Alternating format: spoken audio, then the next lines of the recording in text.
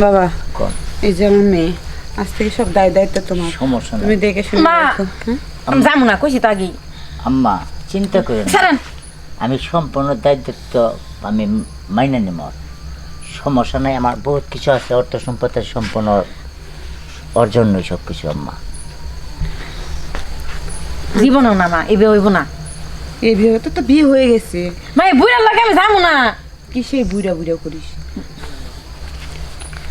দেহ মা তুমি কি আমার জোরাজোরি করবা না কইতেছি। আমি করছি, যা যাও। মা এটা কিন্তু অন্যায় করতেছি, তুমি এই বুড়ার লাগে যাবো না, তুমি বুঝো না কেন লিগে। তা তুই কি করবি?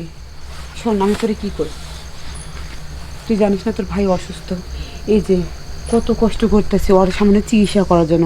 জমি জায়গা যা ছিল সব বিক্রি করছি, আমি ওর কাছ থেকে অনেক টাকা নিয়েছি, নিয়ে তোর ভাইয়ের চিকিৎসা করতেছি। তুই চাস না তোর ভাই সুস্থ হয়ে যাক, ভালো হয়ে যাক? রাখো মা, ভাই তোমার পেটের সন্তান, আমি তোমার পেটের সন্তান না।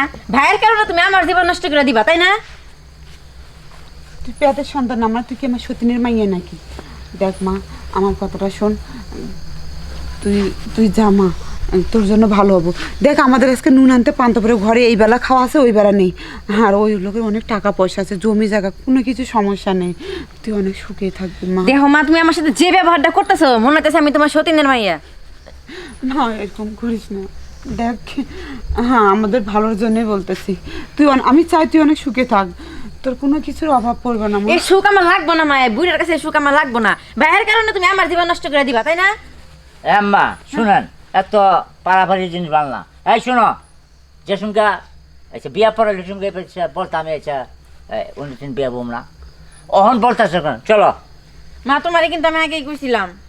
বাবা শোন, একটা কথা বলি, কও। ও তো ছোট মানুষ, বোঝে না। আর ছোট থেকে তো বাপ হারাছে, আমরা ওই গরিব বাড়ি অনেক কষ্ট করে আম্মা মানুষ করছি সন্তান। আম্মা আমি একটা কথা কই, আমি জানি না কিন্তু আপনাকে মেনে নিছি।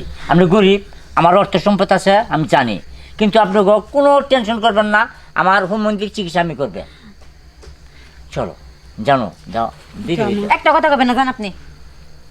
দেখ এখন থেকে ও তোর স্বামী, তুই যা কিছু করবি সাবধানে ঘুষ। যা মা, আমার মুখের দিকে তাকায় যা, তোর ভালো জন্য করছি, যা। দেখো মা বুড়া আমি স্বামী হিসাবে মানি না। তুই চাস না তোর ভাই ভালো হয়ে যাক? হ্যাঁ, মা চাই তো ভালো হয়ে যায়, কিন্তু আমি তো এটা চাই না যে ভাইয়ের কারণে আমার জীবন নষ্ট হয়ে যায়।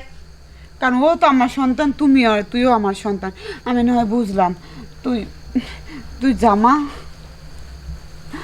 যা। এই শোনো, বারবার কইতেছো বুইরা জামা টেনজাম না, আমার কি না আছে, গাড়ি বাড়ি সম্পদ সম্পন্ন আছে, আমার মন আছে, কি বলতেছো তুমি? আমি ওর কাছ হ্যাঁ? থেকে অনেক টাকা নিয়েছি মা, ওই টাকা আমি বাড়ি ভিটা বিক্রি করলে আমি শোধ করতে পারবো না। দেখ আজকে আমার এই সন্তান যদি ভালো হয়ে যায়, আমার সব আপদ বিপদ দূর হয়ে যাবে। যা মা।